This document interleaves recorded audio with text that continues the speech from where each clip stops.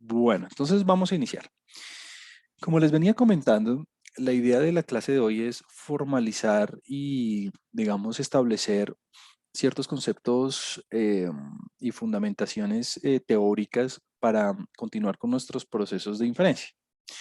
La clase pasada, esto como por dar un contexto más general, dijimos que en esta última gran parte del curso, lo que vamos a hacer son procesos inductivos, procesos donde a partir de la información de los datos de una muestra, yo pueda obtener conclusiones de tipo más general acerca de la población y en específico acerca de los parámetros de la población. Entonces, decíamos que eh, como me veo imposibilitado en la mayoría de situaciones prácticas en realizar un censo y por lo tanto obtener de manera, digamos, específica las características de la población, es decir, yo no puedo calcular el promedio poblacional, por ejemplo, porque no hice el censo. Entonces, a partir de lo que yo tengo en una muestra, a partir de un subconjunto de la población, quiero obtener una estimación, quiero poderme de alguna forma aproximar, aprender, disminuir mi incertidumbre acerca de esos parámetros. Y hacia allá vamos. Entonces hoy vamos a arrancar con los formalismos y como con la teoría subyacente a ese proceso inductivo que vamos a hacer de ahora en adelante. Y lo vamos a enmarcar, vamos a dar varios ejemplos, pero más que nada vamos a enfocarnos en el promedio. ¿Por qué? Porque si usted entiende bien lo que ocurre con el promedio, pues ya en realidad irse a otros parámetros a nivel poblacional va a ser más fácil. Y número dos, ejemplificar todo esto con el promedio, pues es conveniente porque, pues, número uno, pedagógicamente es una buena alternativa porque usted va a tener unos ejemplos ya concretos con los cuales, digamos, entender los conceptos. Y número dos, trabajar con el promedio es muy sencillo. Entonces, pues, para allá vamos. Entonces, quisiera arrancar con el concepto de muestra aleatoria. Entonces, decíamos la clase pasada que a partir de los datos de una muestra, quiero aprender, quiero disminuir mi certidumbre acerca de algunos aspectos, en particular los parámetros de una población. Pero en este momento quiero definir, quiero, digamos, especificar técnicamente qué es una muestra aleatoria. Entonces, bueno, la palabra muestra, usted ya sabe, hace referencia a que es un subconjunto de observaciones de la población. La palabra aleatoria hace referencia a que son observaciones que de alguna manera no tienen sesgos sistemáticos hacia ninguna porción o hacia ninguna parte de la población en particular, y lo que hacen es representarla y lo que hacen es, digamos, encapsular las propiedades más importantes de la población, porque recuerde que de ahí sale todo, ¿no? No puedo estudiar la población completamente, entonces, con base en la información de la muestra, yo trato de darme una idea de lo que ocurre en la población, pero entonces esa muestra tiene que ser representativa de la población, no tiene que tener sesgos sistemáticos hacia ninguna parte. Entonces la idea es que sea aleatoria en ese sentido, en que represente la población. Técnicamente, la muestra aleatoria, y esta es como la formulación matemática, se define como una secuencia de variables aleatorias, como un conjunto de variables aleatorias con dos características muy particulares. Entonces, número uno, ¿cómo así una secuencia de variables aleatorias? Empecemos por ahí. Entonces, mire, cuando yo le digo una secuencia de variables aleatorias, la voy a escribir, está escrita ahí en el documento, pero igual lo voy a escribir aquí para mi explicación. Cuando yo hablo de una secuencia de variables aleatorias, hago referencia a lo siguiente. A una primera variable que voy a llamar así X mayúscula, porque es una variable aleatoria sub 1, coma, X mayúscula sub 2, coma, bueno, etcétera, etcétera, etcétera, etcétera, etcétera, etcétera, hasta X mayúscula sub n. Entonces, primera cosa, ¿cómo así secuencia? Bueno, una secuencia es que tengo un conjunto de variables, en particular de n variables, ¿no? Recuerde que para nosotros n minúscula va a ser el tamaño de la muestra. Y ese tamaño de la muestra es una cantidad fija, conocida, que nosotros ya sabemos cuánto es. En un caso dado puede ser 100, en otro caso dado puede ser 30, en otro caso dado puede ser 1000, en fin. Como que el tamaño de la muestra eh, lo vamos a tener como una cantidad fija, conocida. Juan Camilo, ¿cómo hago yo en un estudio para determinar cuántos individuos debo observar? Bueno, la clase pasada hicimos como una reflexión al respecto. Decíamos que el tamaño de la muestra era fundamental, con ciertos asteriscos, pues entre más grande sea el tamaño de la muestra, mejor. Y digo ciertos asteriscos, pues porque hay muchas implicaciones ahí, ¿no? Sobre todo en términos presupuestales, de recursos, de tiempo, de logística. Y a través de, a medida que vayamos avanzando en el curso, pues vamos a ver algunas fórmulas y algunas consideraciones para ver cómo se calcula el tamaño de la muestra. Pero por ahora, en esta definición, vamos a asumir que el tamaño de la muestra es conocido, ¿no? Ya después, a medida que vayamos enriqueciendo nuestra teoría, pues vamos a ver cómo calculamos ese tamaño. Entonces, por ahora, este valor usted lo conoce, 100, digamos. Vamos a entrevistar 100 individuos, vamos a repetir el experimento 30 veces, vamos a hacer 50 observaciones. Es un número conocido, entonces se conoce. Muy bien. ¿Cómo así variables aleatorias? Bueno, el concepto fundamental detrás de el tamaño detrás de la muestra aleatoria es el siguiente. Este x1, que es una variable, representa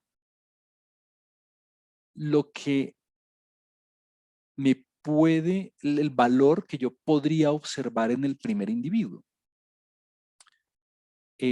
Antes de realizar el proceso de observación, antes de llevar a cabo el experimento o antes de llevar a cabo la encuesta o antes de tener los datos a la mano, este X1 representa el valor que yo podría obtener cuando observe el primer individuo. Porque claro, antes de realizar el estudio, pues como todavía no tengo la base de datos, pues no sé qué me va a decir el primer individuo, ¿no? Y por ejemplo, si usted está estudiando temperaturas, entonces, bueno, este primer X1 podría ser cualquier temperatura entre, no sé, si estoy trabajando con personas entre 35 grados y 40 grados, no sé, por decir cualquier cosa. O si estoy trabajando con ingresos, este valor puede ser cualquier valor entre 0 e infinito. O si estoy trabajando con calificaciones, puede ser cualquier valor entre 0 y 5. O si estoy trabajando con a favor y en contra, pues puede ser o 0 o 1, o a favor o en contra. En fin, este X1 encapsula todas las posibilidades que yo tendría para el proceso de observación en el primer individuo.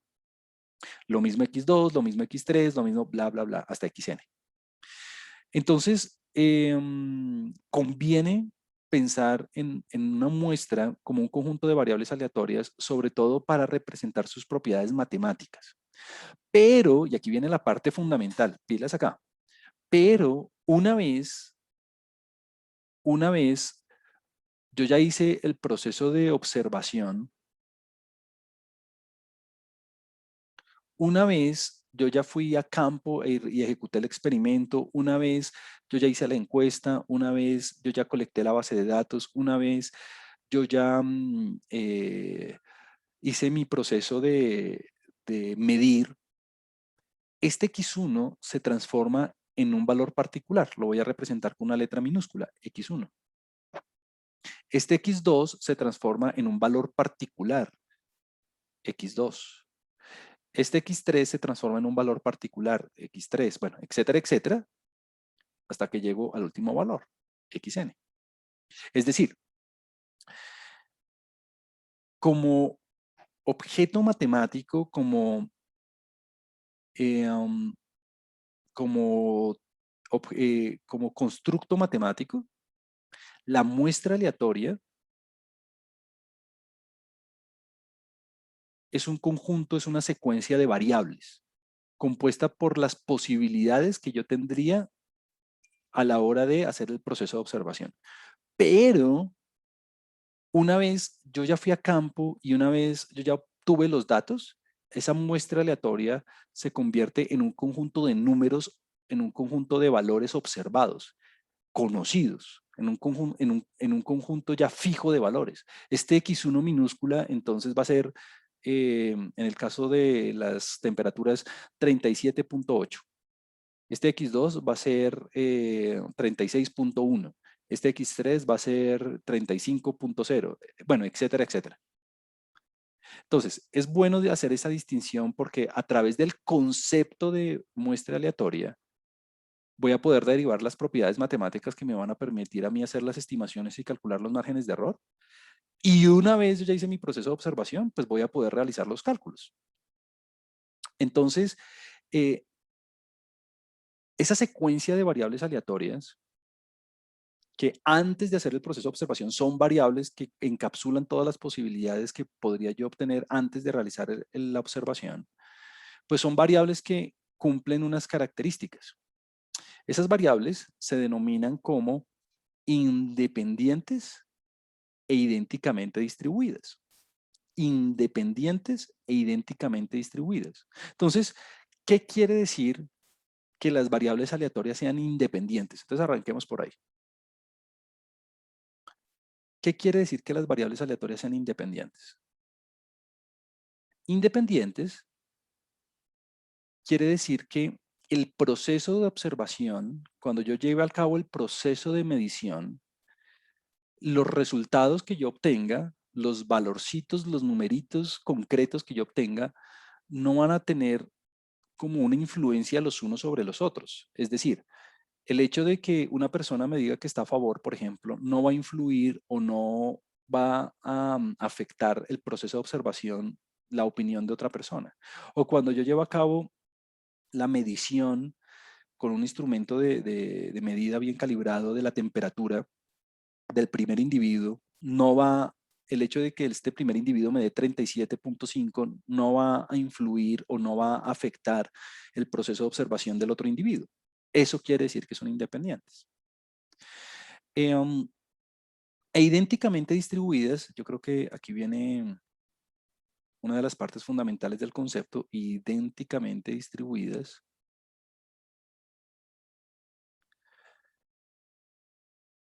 Quiere decir que, eso suena como un trabalenguas, pero en realidad es un concepto muy fácil. Idénticamente distribuidas quiere decir que cuando yo voy a hacer el proceso de observación, todas las mediciones provienen de la población objetivo, provienen de la misma población que estoy estudiando. Es decir, que si yo estoy estudiando la percepción, una opinión acerca de una población específica que yo quiera cubrir, entonces, por ejemplo, todos los estudiantes de pregrado activos de la Universidad Nacional de Colombia, esa es mi población, pues el proceso de observación se lleve a cabo exactamente en esa población. Es decir, ninguna de las observaciones que yo vaya a hacer durante el proceso proviene de una población diferente. A eso me explico, a eso voy. Eso quiere decir idénticamente distribuidas. Todas las observaciones provienen de la misma población objetivo, de la misma población sobre la cual recae el interés. Esa condición usualmente se resume así, I y D, independientes, idénticamente distribuidas.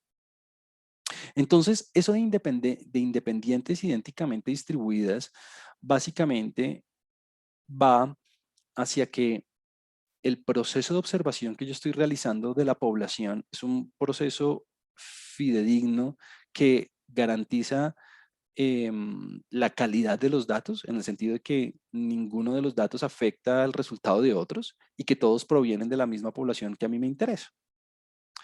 Entonces aquí, usualmente se arma una discusión bien interesante sobre, bueno, entonces, ¿cómo tomo la muestra para que se cumplan estas condiciones?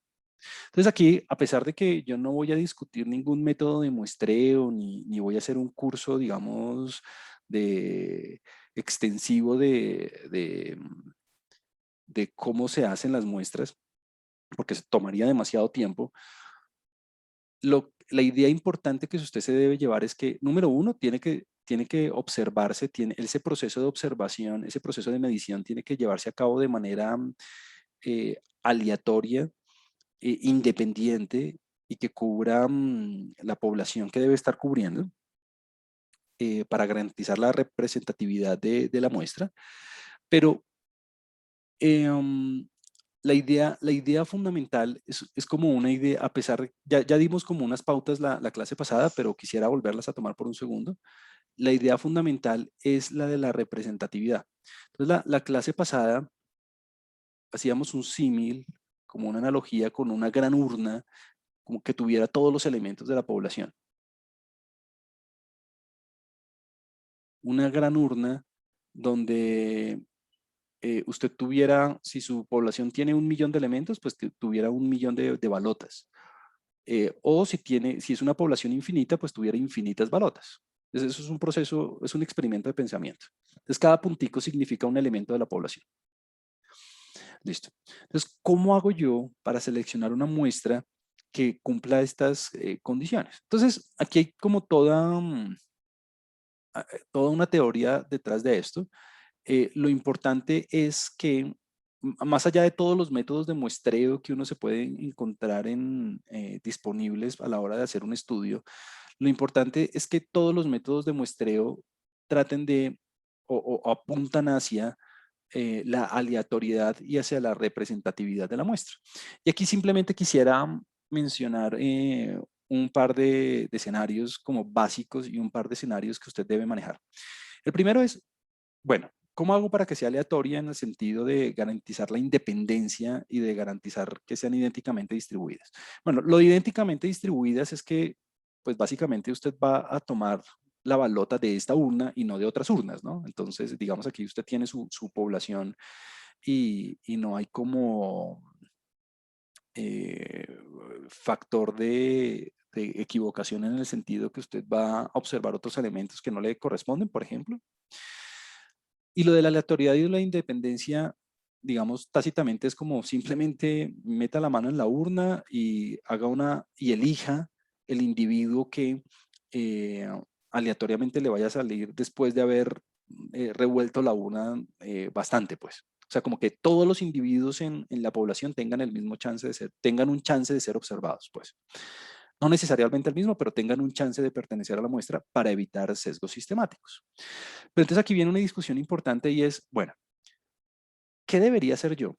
Meter la mano, revolver muy bien, sacar el individuo, elegir el individuo, medirlo, observarlo, preguntarle su opinión, tomarle la temperatura, ver sus ingresos, en fin. ¿Y qué hago con ese individuo? ¿Lo vuelvo a meter en la urna o no lo vuelvo a meter en la urna? Es decir, ¿debo hacer el muestreo con reemplazo? ¿Debo hacer el muestreo con reemplazo? ¿O simplemente selecciono al individuo, lo observo, lo mido, veo su calificación, su opinión, su temperatura, en fin, lo que me interesa a mí del individuo y lo dejo por fuera, o sea, muestreo sin reemplazo? Aquí es muestreo, aquí no estaba bien escrito. Muestreo con reemplazo o muestreo sin reemplazo. Entonces, mm, aquí yo simplemente quisiera dar un par de ideas al respecto. No vamos a profundizar mucho en los métodos de muestreo, pero usted por lo menos debe saber un par de cosas en este sentido. La primera es que imagínese que, imagine un ejemplo muy, muy sencillito y con el que a mí me gusta como ilustrar esto. Imagínese que usted tiene la urna, ¿no?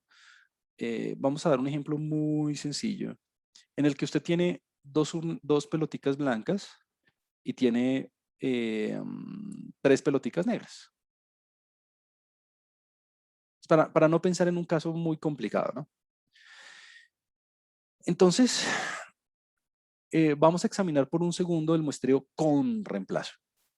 El muestreo con reemplazo consiste en sacar la bola, observarla, y una vez que yo la observé, la vuelvo a meter en la urna. Por eso se llama con reemplazo, porque después del proceso de observación, se devuelve a la urna. ¿Por qué eso es conveniente? Mire lo siguiente. Antes de hacer cualquier cosa en este punto, ¿cuál es la probabilidad de observar una bola blanca? ¿Cuál es la probabilidad de observar una bola blanca? Pues la probabilidad de observar una bola blanca, pues Juan Camilo, fácil, desde una perspectiva laplaciana, donde todos los individuos tengan el mismo chance de ser seleccionados, la probabilidad de seleccionar una bolita blanca, pues va a ser 2 de 5. Súper perfecto. ¿Y cuál sería la probabilidad de una negra? Pues 3 de 5. Muy bien. Entonces, yo voy a seleccionar la balota, voy a hacer mi proceso de observación y la devuelvo. Muy bien. Cuando voy a hacer la siguiente selección, cuando voy a hacer la siguiente observación, la probabilidad de que sea blanca cambia. La probabilidad de que la pelotica me vaya a resultar con la característica de interés, que en este caso es que sea blanca, ¿va a cambiar? La respuesta es no, porque yo devolví la balota por dentro y la configuración de colores no cambió para nada, quedó exactamente igual. ¿Qué ocurre en el muestreo sin reemplazo? En el muestreo sin reemplazo, entonces listo, tengo aquí mi configuración inicial, selecciono la balota. ¿Cuál es la probabilidad de que sea blanca? Bueno, 2 de 5, muy fácil. Como estoy haciendo muestreo sin reemplazo, una vez que yo observé la balota, ¿cuántas me quedaron por dentro? 4. ¿Por qué? Porque la balota nunca la devolví, ¿no? Porque es sin reemplazo. Ok, entonces, ¿cuál es la probabilidad de que sea blanca? Y la respuesta es, depende, ¿no? Depende de lo que me salió inicialmente. Porque ahora ya voy a tener 4 por dentro. Ya no 5, 4.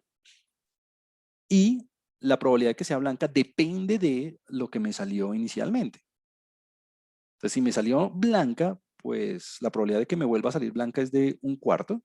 Y si no me salió blanca, pues va a ser de 2/4. Entonces, si usted se da cuenta, entonces en el muestreo sin reemplazo, las probabilidades empiezan a cambiar, empiezan a moverse dependiendo de las configuraciones, mientras que con el muestreo con reemplazo, las probabilidades siempre se mantienen idénticas.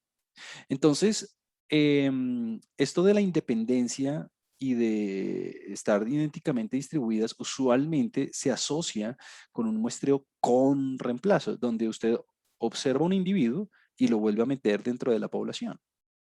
¿Por qué? Porque en ese escenario las probabilidades no cambian.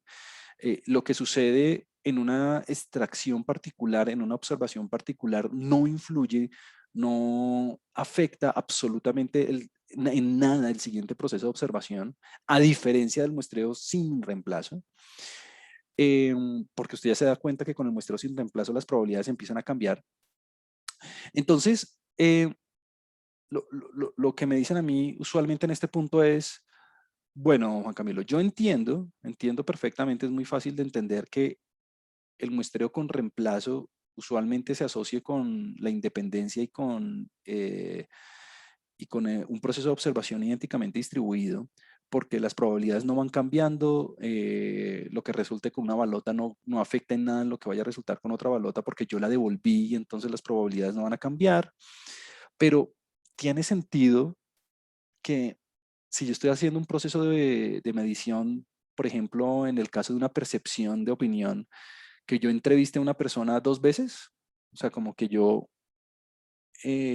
cojo a una persona, le pregunto su opinión o su calificación o su temperatura o sus ingresos o la característica que usted quiera, y como la devolví a la población, ¿tiene sentido que yo la vuelva a encuestar? Entonces aquí viene una observación bien importante, y es que cuando su tamaño de la población es grande, entonces sí, el tamaño de la población es grande respecto al tamaño de la muestra. O sea, no sé si usted tiene 1 millón de personas o si tiene 40.000 personas o si tiene como muchos individuos en su población. Es más, a veces las poblaciones son infinitas, si el tamaño de la población, N mayúscula va a ser el tamaño de la población. Si el tamaño de la población es grande respecto al tamaño de la muestra, respecto a N, que es el tamaño de la muestra, es más, respecto a N, esto usualmente las personas se refieren a esto cuando, de esta manera, si N dividido N es menor que, por ejemplo, 5%. O sea, si el tamaño de la muestra ni siquiera no alcanza a ser el 5% del tamaño de la población, si usted tiene una población infinita, pues esto es inmediato, ¿no? Porque cualquier cosa dividido infinito tiende a ser. Bueno, si un matemático me escucha hablar me regaña porque debería haber calculado un límite, pero bueno. Si usted tiene un tamaño de la población muy grande respecto al tamaño de la muestra, entonces el muestreo con reemplazo, es más, es aproximadamente igual al muestreo sin reemplazo. Otra manera de escribir esto es así. Si n minúscula es mucho menor que n mayúscula. Recuerde que n mayúscula es el tamaño de la población. Entonces, los muestreos y sin reemplazo son aproximadamente equivalentes. ¿Y cómo así? ¿Pero por qué? Ah, pues claro, si usted tiene una población muy grande, digamos de 1 millón de baloticas, y yo saco una y la dejo por fuera, pues mire que como son tantas balotas por dentro, las probabilidades van a afectarse de manera muy sutil. O sea, como que el cambio en las probabilidades va a ser de 0.0000 algo. No es como en el caso de las 5 baloticas donde eh, de un caso al otro paso de 2/5 a 1/4 o 2/4, ¿no? De 40% voy a pasar a 50% en un caso o 25% en el otro. Es decir, cuando yo tengo tamaños de poblaciones muy pequeñas, las probabilidades de selección cambian demasiado y cambian de forma muy abrupta, ¿no? Entonces, en el muestreo, cuando usted tiene poblaciones muy grandes, o bueno, cuando el tamaño de la muestra es pequeño respecto al tamaño de la población, los dos tipos de muestreo son equivalentes.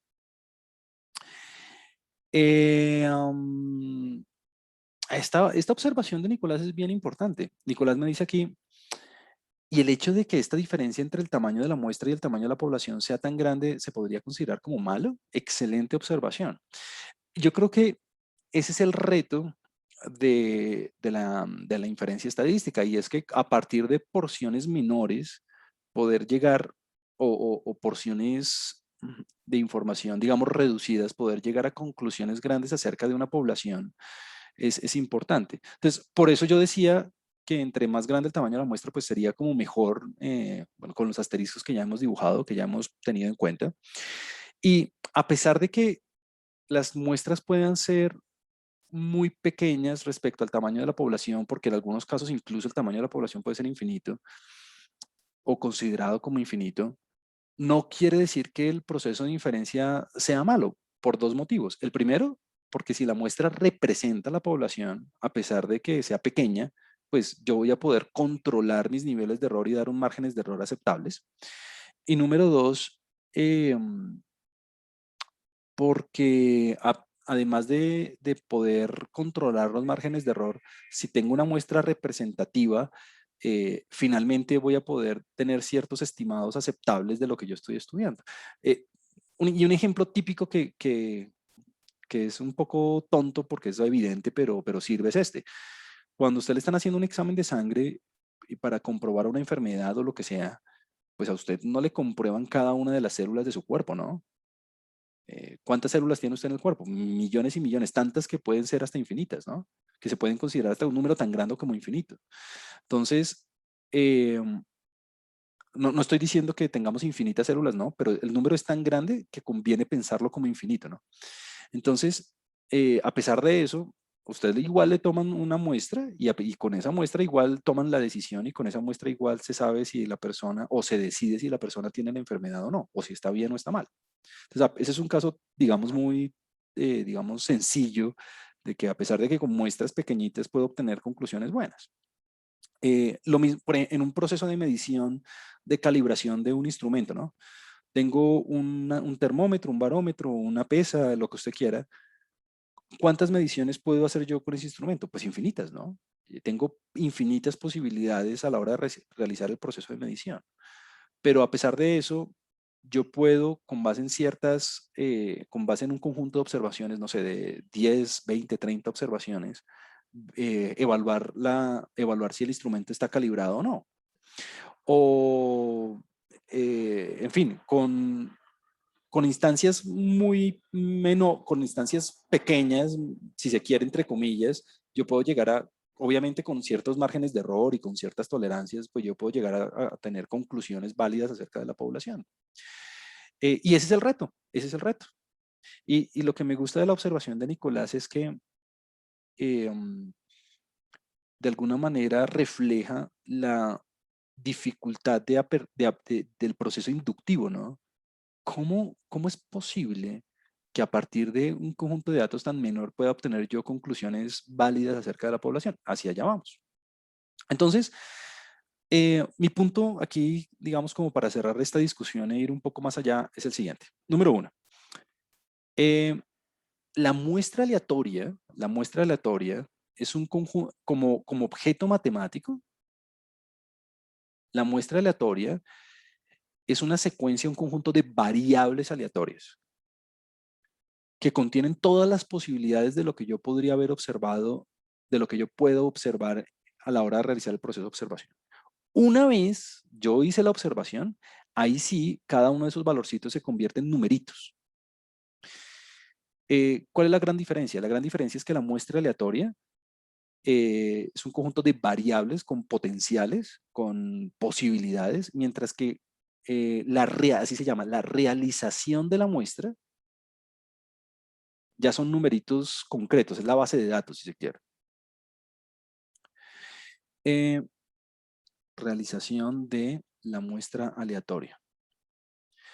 Esa muestra aleatoria, para que tenga la representatividad que queremos que tenga, debe satisfacer estas dos condiciones, que es la de independencia y la de idénticamente distribuidas.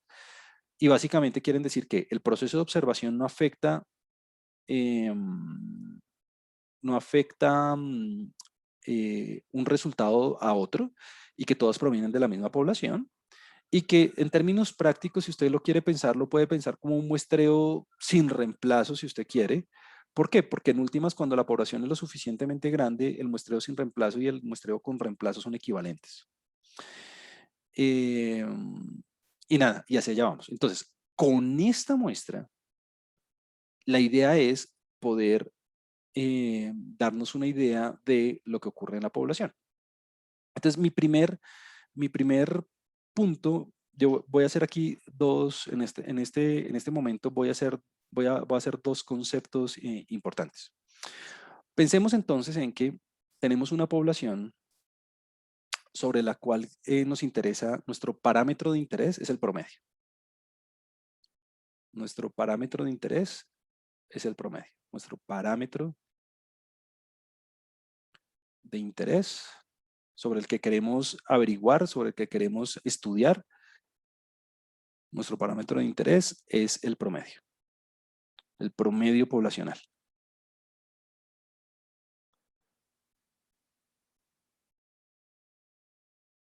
Listo. Ese promedio poblacional, pues usualmente nosotros lo representamos con la letra griega mu. Y claramente es un valor que ni idea.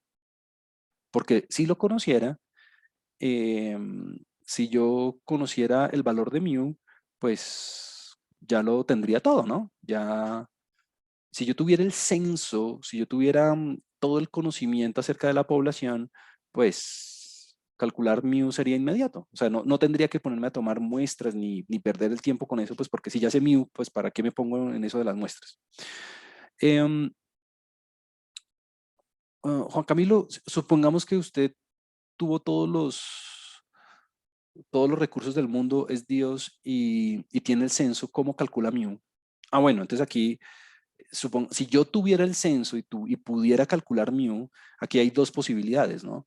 La posibilidad número uno es si la población es finita, entonces cómo se calcularía el promedio? Pues fácil, sume todos los valores de de la variable de estudio, desde el primero hasta el último en la población, y divídalo entre n mayúscula. Sume todos los valores de la población. Si son infinitos valores, sume todos los, es más, no, no, no son infinitos porque es una población finita. Si son si son 1.000.000 de valores, sume el millón de valores y divídalo entre 1.000.000, digamos. Así se calcula el promedio si la población es finita. Ahora, em, ¿cómo, ¿cómo se calcularía el promedio si la población es infinita? Ah, bueno, pues muy fácil. Esta fórmula usted ya la conoce. Sería la integral desde menos infinito hasta infinito, o sea, desde el menor valor de la variable hasta el mayor valor de la variable de x por f de x, donde f de x es la función de densidad asociada con la característica en la población. Y esta sería una población infinita.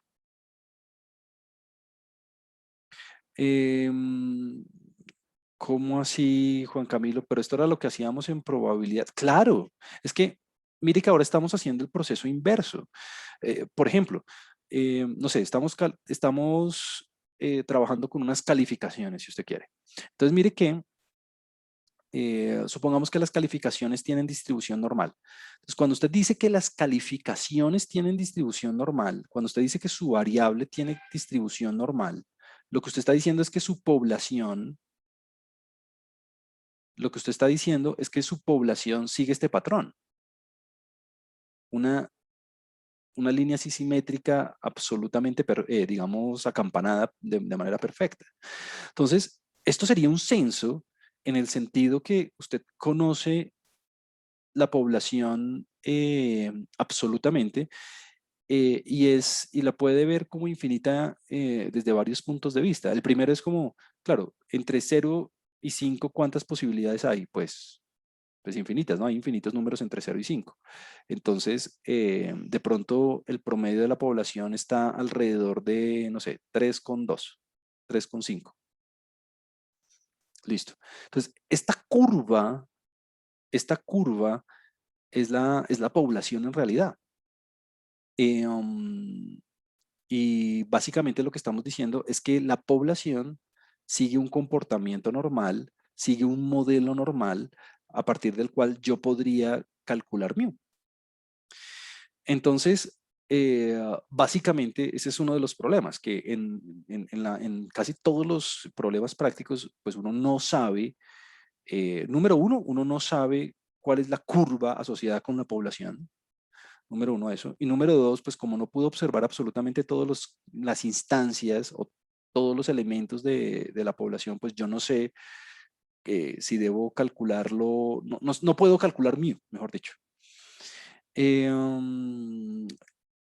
Juan Camilo, pero ¿cómo así que población finita, infinita? ¿Eso de qué depende? Pues bueno, todo depende del caso.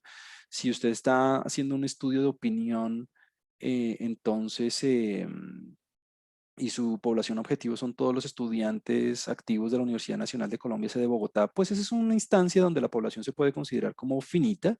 Es una población muy grande, pero finita, no sé, digamos de 50.000 integrantes, pero se podrían contar eventualmente.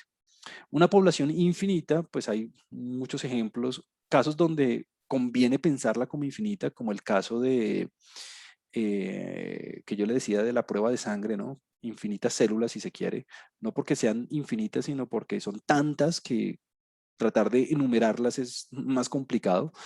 O casos donde en un proceso de medición, ¿no? Yo estoy calibrando un instrumento, entonces, ¿cuántas mediciones puedo hacer yo con un instrumento? Pues potencialmente infinitos. ¿Cuántos lanzamientos puedo hacer de una moneda? Pues potencialmente infinitos. Potencialmente, ¿no?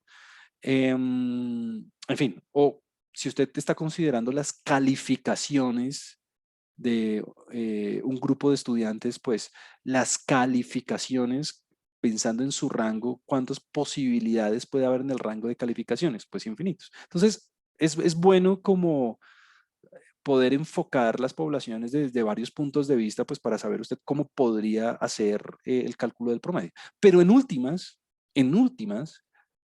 lo más importante aquí, más allá de que si es una población finita o infinita, es que usted no conoce el promedio. Ni idea. Entonces, no hizo el censo, sea cual sea el caso, no hizo el censo, y usted no tiene el promedio. Entonces, ¿en qué situación estamos? Número uno, y este es uno de los conceptos más importantes que quiero darles hoy. Si yo quiero hacer si yo quiero aproximar o darme una idea del promedio, yo necesito un estimador. ¿Cuál es el estimador del promedio? ¿Cuál es un estimador para el promedio? Pongámoslo así mejor. ¿Cuál sería un estimador natural para mí? Pues fácil, Juan Camilo. Si yo tengo los datos de una muestra, pues si yo tengo los datos de una muestra, la manera más natural de aproximar o darme una idea, de estimar cuál sería mu, pues es el promedio muestral.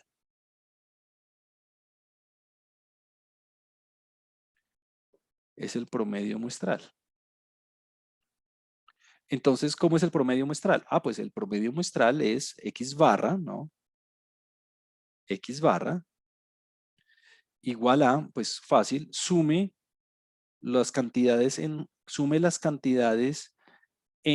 la muestra desde el primero hasta la última y divídelo entre 1 sobre n. Minúscula, ¿no? Minúscula. Entonces, un par de observaciones aquí. Juan Camilo, ¿por qué escribió el promedio muestral con mayúsculas? Fácil. Yo usualmente la palabra estimador la reservo o la utilizo para referirme a aquella función de la muestra aleatoria que me permite a mí darme una idea acerca del parámetro de interés. Entonces, la palabra estimador como objeto matemático, yo la calculo en función de la muestra aleatoria, o sea, en función de la secuencia de variables aleatorias independientes idénticamente distribuidas. Pero si estas son las variables, quiere decir entonces que el estimador también es una variable, ¿no? Claro. ¿Por qué? Porque si X1 contiene todas las posibilidades para las que me podría responder el primer individuo, o bueno, todas las posibilidades de observación que yo tendría para el primer individuo, X2, todas las posibilidades de lo que yo podría observar en el segundo individuo, etcétera, etcétera, etcétera. Pues al sumar todas esas cantidades y dividirlas entre n, pues este X barra mayúscula, contiene todas las posibilidades del promedio. Es decir, X barra mayúscula es una variable aleatoria nuevamente, es una variable aleatoria nuevamente, que contiene todas las posibilidades del promedio. ¿Y de qué depende? Ah, pues de la muestra que me salga. Es decir, este X barra mayúscula no es un numerito, es una variable. Y es una variable que contiene por dentro todas las posibilidades de lo que me podría dar el promedio dependiendo de la muestra que me resulte a mí a la hora de hacer la observación. Y si usted quiere un numerito, si usted quiere ya un valor ya puntual, pues ahí es cuando usted ya calcula la estimación. Esto parece un trabalenguas, pero es muy fácil. La estimación para mu, y espero que sea muy claro la diferencia entre estimador y estimación, la estimación para mu, pues nuevamente se denomina así promedio muestral, es lo mismo. Pero entonces conceptualmente es otra cosa, porque este promedio muestral ya se calcula con los daticos de la base de datos. Mire que ya lo escribo en minúscula. Entonces, aquí, ¿cuál es la gran diferencia? ¿Cuál es la gran diferencia? La gran diferencia es que la estimación ya es un numerito, ya es la estimación ya es una realización, ya es un valor que ya le dio. Ya es, coja los daticos, coja los datos de la base de datos, coja los datos observados, súmelos y divídalos entre n. Listo. Y eso le da un valorcito. Le da 37.2. Esa es la estimación. Se estima en la población que con base en esta muestra que tengo en mi mano, el promedio poblacional es 37.2. Esa es la estimación. El estimador no es un valorcito. El estimador es una variable que contiene todas las posibilidades de lo que me podría dar el promedio dependiendo de la muestra que me salga. ¿Y por qué es tan importante hacer la diferencia? Pues porque con la estimación es que yo reporto o yo me doy, yo ya calculo con una muestra específica un valor y con el estimador voy a derivar yo todas las propiedades probabilísticas para poder reportar los márgenes de error. Entonces, sí, por eso yo soy muy estricto con la notación. Entonces, el estimador es la variable, incluye, encapsula, contiene todas las posibilidades de lo que me podría dar el promedio. Si estoy trabajando con temperaturas, por ejemplo, y tengo 100 individuos, ¿cuántas opciones tengo para el promedio? Pues infinitas, ¿no? Porque depende de la muestra que me salga. A un investigador le podría dar 37.1, a otro investigador le podría dar 38.5, a otro investigador le podría dar 37.9. En fin, ¿por qué, por qué, por qué valores tan diferentes? Pues no tan diferentes, pero ¿por qué valores diferentes? Porque dependen de la muestra que el individuo observó. Y la estimación hace referencia a cada uno de esos valorcitos. Obviamente, en un caso aplicado, en un caso práctico, pues yo como no tengo infinitos recursos, pues voy a tener un solo valorcito, pues el que me da la base de datos, punto. Pero conceptualmente, el estimador encapsula todas esas posibilidades. Es decir, imagínenselo así. Cuando yo estaba estudiando esto, con esto yo lo entendí. El X barra mayúscula, el estimador, es una variable aleatoria que contiene todas las posibilidades del promedio. Entonces, si usted quiere, puede imaginárselo como un vector infinito de posibilidades. Infinito, infinito. O sea, como que con todos los posibles valores que me podría dar el promedio, dependiendo de la muestra que me salga. Y por ahí dentro hay un valorcito que es con el que yo voy a trabajar. Hay un solo valor y por ahí dentro hay un solo valorcito con el que yo voy a hacer mis cálculos, que es con el que la muestra que me tocó, que es, no sé, el X barra minúscula que me dio 37.2, que es el que me tocó a mí en mi muestra que como investigador pude obtener. Pero, pero el X barra estimador contiene todas las posibilidades de eso. Aquí tengo un par de preguntas en el chat, ya las voy a responder. Imagínenselo, por ejemplo, un ejercicio de pensamiento es, si yo voy a ir de mi casa a la Nacional, a la universidad, ¿cuántas posibilidades tengo? ¿Cuántas posibles rutas puedo tener? Pues tengo infinitas rutas. Yo puedo irme por la 26, luego coger por esta cuadra, voltear aquí, no sé qué, y llegar. O sea, tengo infinitas posibilidades, infinitos caminos para poder llegar a la Nacional, literalmente. Pero en la práctica, cuando yo ya voy a ejecutar el experimento, cuando yo ya voy a ejecutar la acción, únicamente me voy a quedar con uno. ¿Cuál? Pues el que casi siempre hago, que es coger la 26 y llegar a la Nacional, que es uno. Yo no me voy a poner a hacer como infinitas posibilidades, ¿no? Simplemente tomo uno. Aquí tengo una observación. Luis me escribe esto en el chat, me dice, ¿sería correcto decir que las estimaciones son elementos del conjunto imagen de la función estimador? Sí, son realizaciones, elementos, sí, del estimador. Correcto. Sí, excelente observación. Que son resultado, que dependen de la muestra. Es decir, el estimador depende de la muestra que me tocó.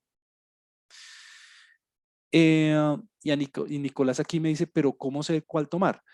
La verdad, Nicolás, es que uno no tiene que tomar esa decisión, porque como uno toma una muestra aleatoria, pues uno toma la que le tocó. Es decir, cuando yo voy a hacer un experimento, cuando yo voy a hacer cuando voy a hacer una estimación, la estimación que yo obtengo, que yo hago, es con la muestra que me salió. No, yo no intervengo en ese proceso, porque como la muestra se toma aleatoriamente, entonces yo no tengo que, afortunadamente, porque si no sería una decisión bien difícil, yo no tengo que decidir ahí nada. Yo tomo mi muestra y con la muestra que me salió, calculo la estimación. Entonces yo no decido absolutamente nada. Y esa muestra es la muestra que me salió, que me tocó gracias al azar, de infinitas posibilidades que me hubieran podido tocar. Aquí en las notas de clase, bueno, aquí obviamente está todo esto que estoy hablando. Mire, aquí hay un ejemplo del 3.4. Aquí yo le doy una base de datos. Esta base de datos que hace referencia a temperaturas, aquí dice, con el objetivo de estimar la media poblacional de la temperatura corporal entre personas sanas, se obtuvieron los siguientes valores. Estos valores son los valores de 50 personas, pero son las 50 personas que me tocaron gracias al azar. La estimación me da de 36.32 grados. Entonces, esta es la estimación, X barra minúscula, 36.32 grados. Pero este 36 es un 36 de muchas posibilidades que tiene el valor promedio, que es el estimador. La estimación, eso es otra cosa que no he dicho, el X barra como es el estimador de mu, usualmente también se simboliza así. Venga, se lo voy a escribir aquí al ladito. Se simboliza, tanto el estimador como la estimación para mu, estas dos cosas se suelen simbolizar con mu gorrito. Mu hat, se escribe así. Ese hat, ese gorrito, es estimado o estimador. Se puede leer de las dos maneras. O sea, es un único símbolo para las dos opciones. Por eso es que a mí me gusta la mayúscula y la minúscula, como para diferenciar mejor. Entonces, cuando usted ve el gorrito, quiere decir que es un estimador o una estimación. Pues dependiendo del contexto, usted ya sabrá cuál es la opción. Juan Camilo, si yo estoy trabajando con la varianza, si yo estoy trabajando, aquí tengo otros dos comentarios, ya los leo. Por ejemplo, con la varianza poblacional. Recuerde que esta es la varianza poblacional. ¿Cuál es el estimador? El estimador sería ese cuadrado, yo lo escribo en ese mayúscula, sería 1 sobre n menos 1, lo que veíamos en estadística descriptiva, ¿se acuerda? De cada observación menos su promedio y todo al cuadrado. Entonces el estimador, si usted en lugar de escribirlo así, lo quiere escribir así, sigma cuadrado, es más, se lo voy a escribir aquí, gorrito, también lo puede escribir así, ¿listo?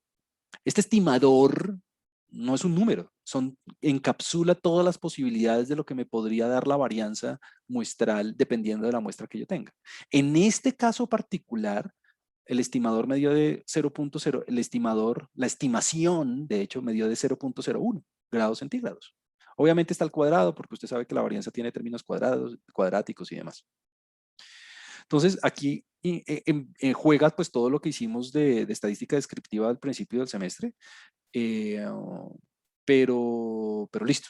Ese es como el concepto fundamental. Voy a leer aquí el chat por un segundo. Tengo un par de preguntas. Vamos a verlas. Permítame un segundo.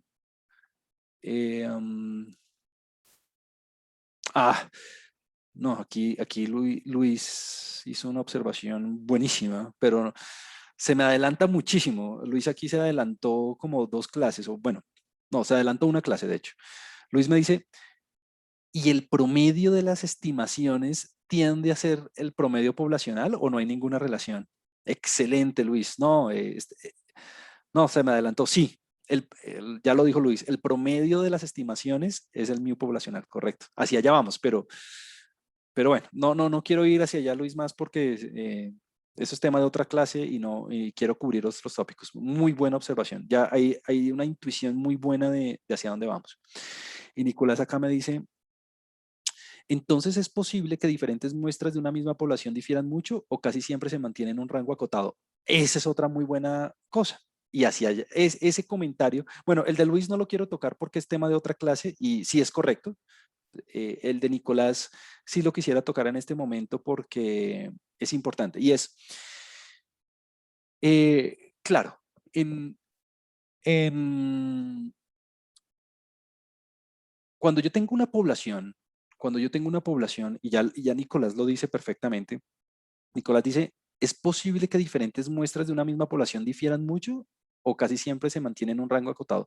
Nosotros vamos a aprender, y de hecho, bueno, ya no alcanzo, pero vamos a aprender a cuantificar ese rango al cual se refiere Nicolás. Nicolás me dice, ¿es posible que diferentes muestras de una misma población difieran mucho o casi siempre se mantienen en un rango acotado? Nosotros vamos a aprender a cuantificar ese rango, entre comillas, es el margen de error, de hecho. ¿Por qué? Porque Nicolás aquí acaba de darle a un punto muy importante y es diferentes muestras producen diferentes estimaciones. Entonces ahora, ¿qué tanto varían las estimaciones? ¿Varían mucho? ¿Varían poco? Esa variación depende de varios factores y el más importante es el tamaño de la muestra.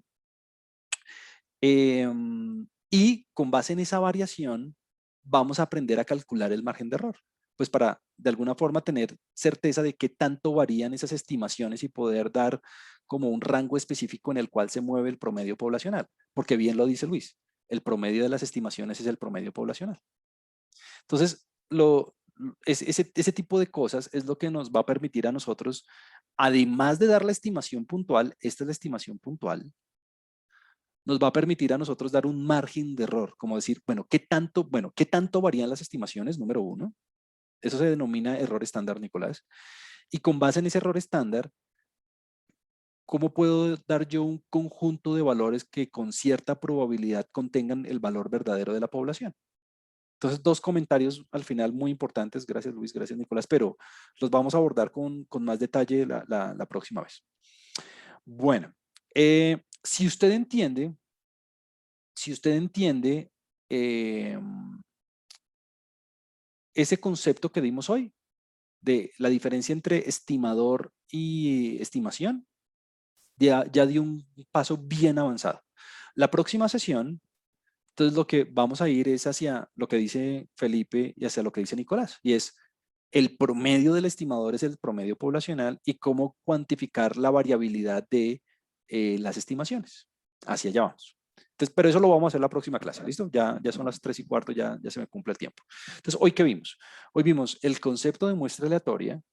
Hoy vimos cuáles son las características más importantes de una muestra aleatoria que garantizan la representatividad, que como concepto la muestra aleatoria es un conjunto de variables aleatorias y como realización es un conjunto de valorcitos ya dados en una base de datos, con lo cual yo puedo construir dos objetos, el estimador y la estimación. La estimador es la variable, el estimador es aquella variable que contiene todas las posibilidades de lo que me podría dar el promedio en este caso, y la estimación es el valor particular que me da mi base de datos y con el cual yo reporto un valor. La próxima vez lo que vamos a ver son las propiedades del estimador y ver cómo puedo usar eso yo para construir márgenes de error y para cuantificar la variabilidad de esas estimaciones. Si usted entiende eso, está en forma, o sea, está perfecto. Y la última cosa es, si usted entiende esto con el promedio, pues extrapolar o entender el concepto a la varianza, pues es el mismo, ¿no? Pues ¿por qué? Porque en lugar de estar calculando el promedio, pues usted va a estar calculando la varianza, por ejemplo. O sea, en lugar de pensar en todos los posibles valores del promedio, pues eso serían todos los posibles valores de la varianza. Pero pues es lo mismo, ¿no? Solamente que en lugar del promedio, pues es la varianza. Listo. Eso sería todo por hoy. Muchas gracias. Con eso